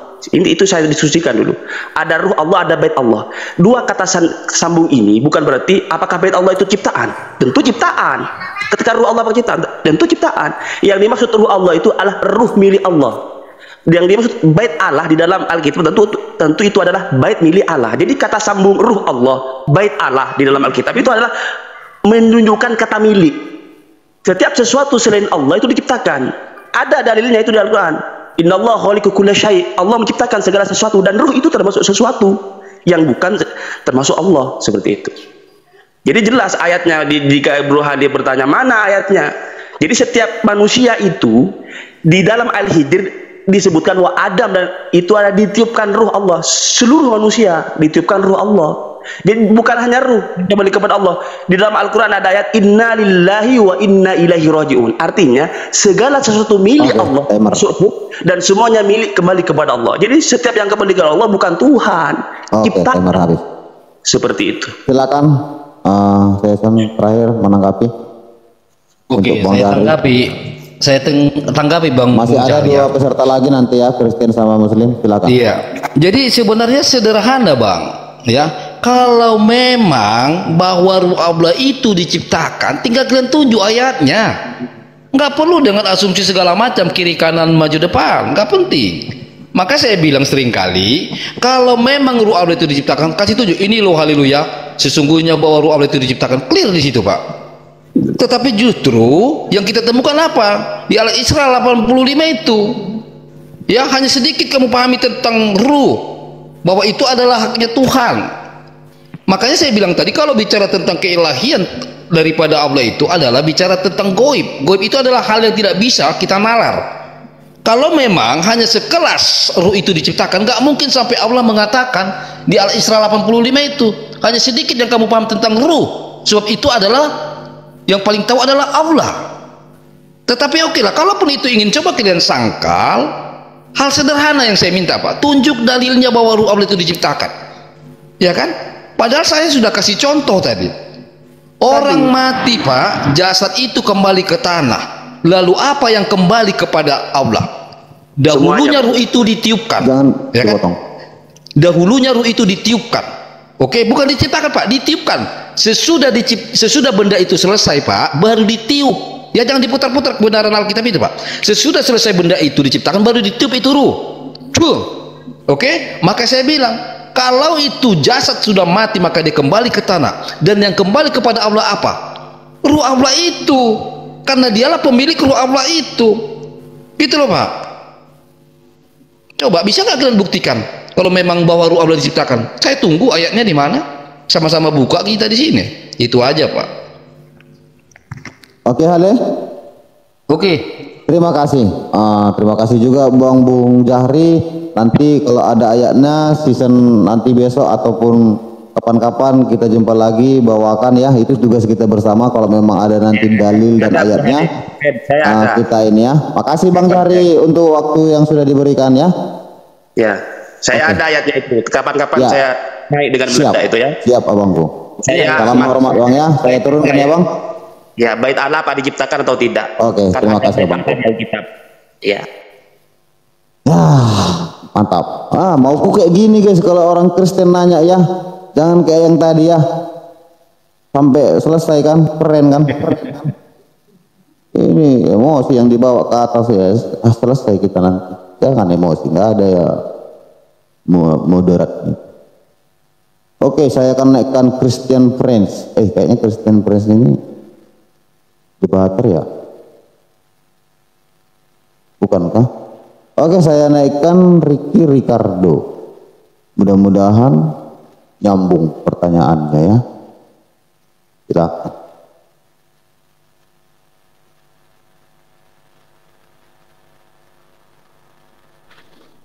Oke, selamat malam Bang Ricky Ricardo. Selamat malam Bang, selamat malam Bang Ken. Oke, temanya tadi tentang keilahian. Oke, sekarang jadi kalau di luar daripada keilahian tidak boleh nanya ya, Bang. Kalau kalian tidak malu silakan. Mereka Islam tadi naik tetap pada topik dan tema. Oke, siap. Oke, silakan Bang Riki bertanya sekarang. Iya, yang saya simak tadi adalah bahwa Micin ini tidak bisa membedakan yang namanya ruh manusia dan ruh Allah. Kalau ruh Allah itu diciptakan, siapa yang menciptakan ruh Allah? Berarti ada Allah lain dong kalau ada yang menciptakan ruh Allah seperti itu. Dan kemudian Yesus itu, ya ini sebentar dulu menjelaskan. Yesus Jangan itu menjelaskan adalah, Pak, bertanya Pak, bertanya saya suruh Pak. Nanti ada waktu untuk menanggapi. Kalau Bapak tidak setuju saya gantikan. Oke, siap. Oke, jadi yang pertama tadi adalah tunjukkan siapa yang menciptakan ruh Allah. Jadi siapa yang menciptakan ruh Allah? Kalau ruh Allah itu diciptakan, tentu ada yang pertanyaannya tunjukkan di mana diciptakan ruh Allah, Kak Mican. Silakan 2 menit. Siapa yang menciptakan? Kalau siapa yang menciptakan ruh Allah? Oke, silakan 2 menit. Oke, sebetulnya ya. Oke, Bang Ricardo, mohon ditahan. Sebetulnya pertanyaan ini seharusnya saya yang bertanya, karena di dalam Islam tidak ada ruh Allah, adanya ruh dari Allah, ruh ciptaan Allah. Bahkan di dalam Bible sendiri, di dalam Wahyu pasal 4 ayat 11, di dalam Kolose 1 ayat 16, di dalam kitab Kejadian pasal 2 ayat 7, di dalam Ayub 33 ayat 4, di dalam Yakobus 4 ayat 5, kemudian di dalam Zakaria 12 ayat ke-1, di sana dikatakan bahwa ruh adalah diciptakan oleh Allah, bukan ruh Allah. Jadi kalau pertanyaannya siapa yang menciptakan ruh Allah, seharusnya saya yang bertanya. Karena di dalam Islam tidak mengenal apa itu ruh Allah, adanya ruh dari Allah, ruh yang diciptakan oleh Allah. Yang ada ruh Allah itu kan di dalam ajaran kekristenan. Seharusnya saya yang bertanya, siapa yang menciptakan ruh Allah? Sebentar Kak Mican, saya akan ini interupsi ya, saya ulang Kakak untuk menjelaskan nanti, karena sesuai topik tadi yang dibawanya, Kak Mican juga sudah mengakui tadi ruh itu diciptakan sebelumnya. Jadi mohon dijawab dari situ aja biar nyambung. Silakan Kak Mican. Iya, ruh itu diciptakan. Ruh itu diciptakan karena tadi ada, haleluya, mengambil dari ayat Al-Quran bahwa katanya Nabi SAW ditiupkan ruh Allah. Padahal sebetulnya bukan ditiupkan ruh Allah, ditiupkan ruh dari Allah. Artinya ruh yang diciptakan oleh Allah, seperti itu. Bukan ruh Allah. Tidak, di dalam Al-Quran tidak ada sebutan ruh Allah, tetapi ruh yang diciptakan oleh Allah. Ya, karena di dalam Bible pun sama, ruh itu diciptakan. Tadi Umi sudah sampaikan di dalam Wahyu pasal 4 ayat 11, di dalam Kolose 1 ayat 16, di dalam Kejadian pasal 2 ayat 7, di dalam Ayub pasal 3 ayat 4, di dalam Yakobus pasal 4 ayat ke-5, kemudian di dalam Zakaria 12 ayat 1. Ruh itu diciptakan Allah. Silakan. Oke, ditanggapi 2 menit Bang Ricardo.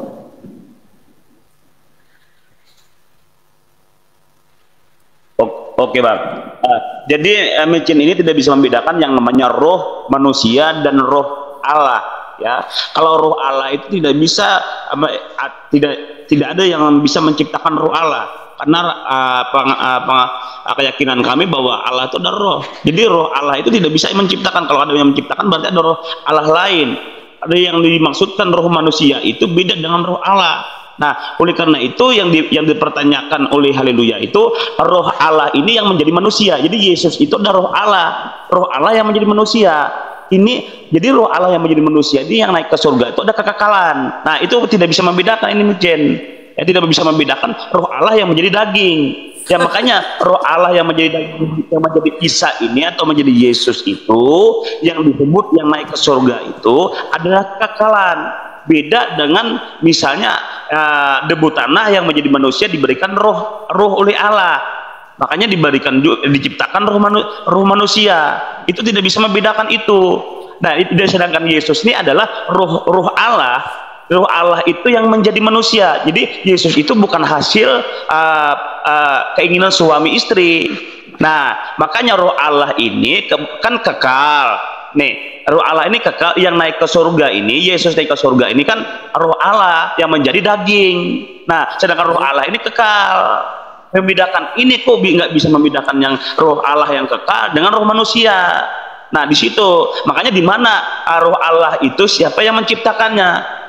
Siapa yang menciptakan roh Allah itu? Sedangkan Yesus ini roh Allah yang menjadi daging. Nah, jadi itu harus pintar di situ.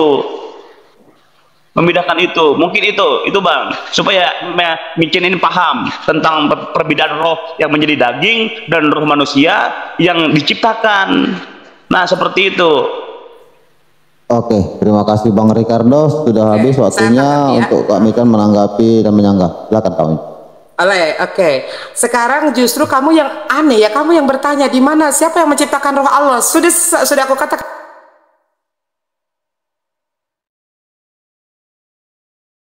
di dalam Islam Allah itu adalah zat. Zat itu adalah esensi yang menyebabkan sesuatu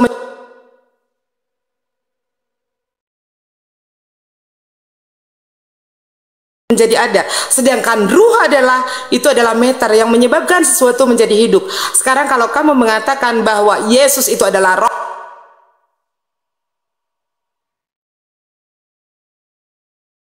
Allah yang kemudian menjadi daging, mana dalilnya? Saya tadi sudah membawakan dalil bahwa ruh di dalam Bible saja diciptakan. Contohnya di dalam Wahyu pasal 4 ayat 11 menjelaskan bahwa Allah telah menciptakan segala sesuatu menurut kehendaknya, termasuk adalah ruh. Allah menjadikan segala sesuatu tidak terlepas dari kehendaknya dan keputusannya.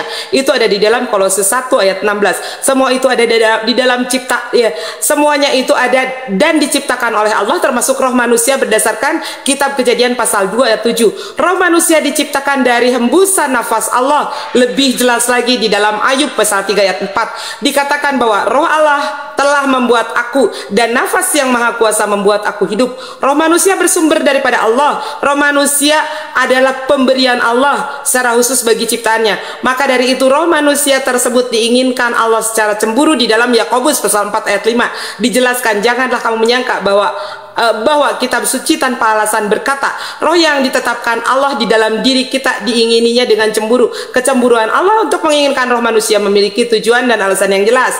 Allah menyebut manusia telah menghembuskan nafasnya dan telah menjadikan makhluk hidup. Jadi kehidupan manusia secara utuh diciptakan menurut gambarnya. Roh manusia diciptakan oleh Allah dengan cara Allah berfirman di dalam Zakaria pasal 12 ayat ke-1 ya.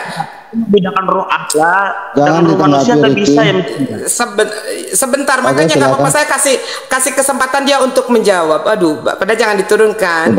Umi akan bertanya, di mana pernyataan yang menyatakan bahwa Yesus itu adalah roh Allah yang menjadi daging? Tunjukkan dalilnya. Oke, terima kasih Kak Mikan. Sesuai dengan kesepakatan kita, nggak usah sebenarnya Kak Mikan buat pertanyaan. Mereka yang bertanya Kak ya. Oke kakakku. Dulu sekali ya guys ya. Jangan kakak yang bertanya, mereka aja bertanya. Oke, kesempatan satu lagi untuk dari pihak Islam ya.